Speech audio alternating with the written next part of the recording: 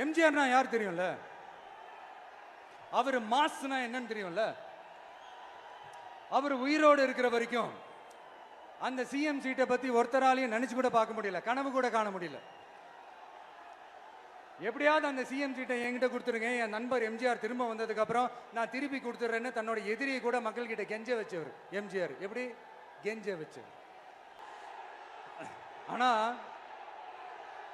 இப்போ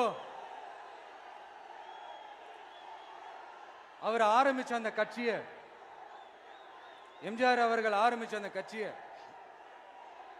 கட்டி காக்கிறது யாரு? இன்னைக்கு அந்த கட்சி எப்படி இருக்குது? அதை நான் சொல்லிதான் உங்களுக்கு தெரியணுமா?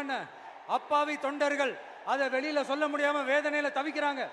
2026 சட்டமன்ற தேர்தலில் யாருக்கு ஓட்டு போடணும், எப்படிப்பட்ட ஆட்சி இங்க அமையணும்னு அந்த அப்பழுக்கற்ற அந்த தொண்டர்களுக்கும் ரொம்ப நல்லாவே தெரியும். அதனால என்ன வேஷம் போட்டுக்கிட்டு பாஜக இங்க தமிழ்நாட்டுக்குள்ள வந்தாலும் அவங்க வித்தை எல்லாம் இங்க வேலைக்கே ஆகாது.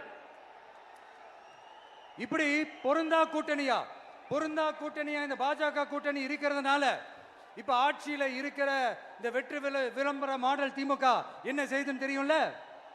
பாஜகவோட உள்ளுக்குள்ள ஒரு உறவை ஒன்று வச்சுக்கிட்டு வெளியில எதிர்க்கிற மாதிரி ஒரு டிராமா ஒன்று பண்ணிக்கிட்டு, எதிர்கட்சியா இருந்தா போங்க மோடின்னு பலூன் விடுறது, ஆளுங்கட்சியா இருந்தா வாங்க மோடின்னு கொடை பிடிச்சிக்கிட்டு கும்பிடு போடுறது,